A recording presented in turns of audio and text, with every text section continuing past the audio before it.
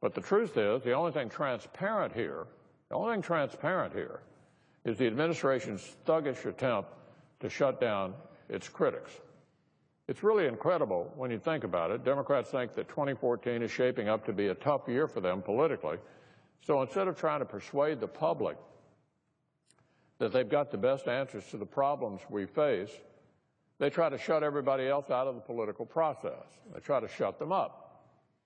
And they have no problem using the powers of the government itself to do it. Less than a year after presiding over one of the biggest abuses of government power in modern memory. The arrogance here is literally breathtaking, breathtaking. But we've seen this kind of thing again and again from our liberal friends over the years. They just can't accept a public that disagrees with their plans for the country. They just can't seem to accept a society in which we, the people, establish the rules, not them. And whether it's the Fairness Doctrine or the Disclose Act, they want those who disagree with them to sit down and shut up. They want those who disagree with them to sit down and shut up. Their view is you can fight for your ideals, you can speak out, but only if you agree with me. If you're on the other side, you don't have a right to speak out. And not only that, I'm going to put you out of business. I'm going to use the IRS, for goodness sake, the IRS, to identify anybody who disagrees with me and shut them up. And I'm doing it through regulation because I can't pass it through legislation. This is just one way the President plans to go around the people's elected representatives this year. And every American needs to know about this abuse of power. Let me be clear. What the administration is proposing poses a grave threat to the ability of ordinary Americans to freely participate in the democratic process.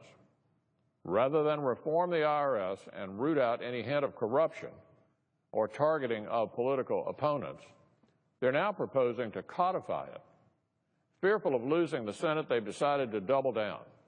Instead of getting the IRS out of the business of policing speech, they want to make it the final arbiter of political speech. Some may ask, why is the IRS, an agency whose purpose is to collect taxes, even involved in muscling speech? How'd that happen? It's a very good question. It shouldn't be. And the administration needs to start explaining to the American people why it's engaging in this abuse of power, especially after last year. The administration may believe the smoke is cleared, but I don't think the American people see it that way at all. I think that if the American people knew what the administration was really up to, they'd react with the same kind of outrage they did last year about the targeting of conservatives by the IRS. And that's why the new IRS commissioner has a simple choice. Got a new IRS commissioner over there. He's got a simple choice. He can either restore the public's trust in an agency whose reputation was already in doubt, or he can allow himself to be used as a political pawn by an administration that now seems willing to do anything to keep those it disagrees with from fully exercising their constitutionally protected right to free speech.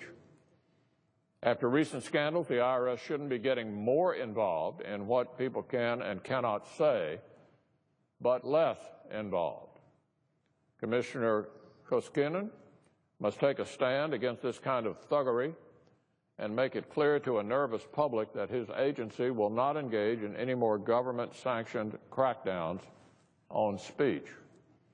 You know, the President made what I think was a pretty revealing comment in a recent interview when he was asked about his inability to break through with certain Republicans.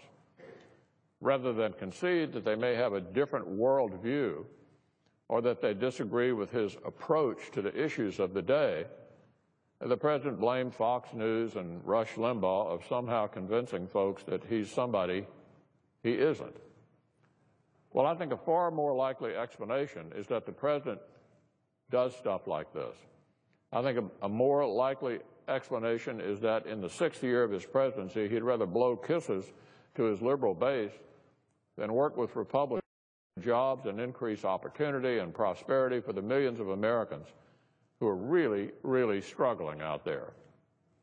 Rather than let people from one end of the political spectrum to the other duke it out through the robust public debate, he wants to use the IRS to drive conservatives right off the playing field. That, Mr. President, is a better explanation for why ordinary conservatives across the country aren't buying the idea that you're some kind of pragmatic problem solver instead of a liberal ideologue who seems more interested in shutting down your critics than in working with us to address the nation's most urgent problems.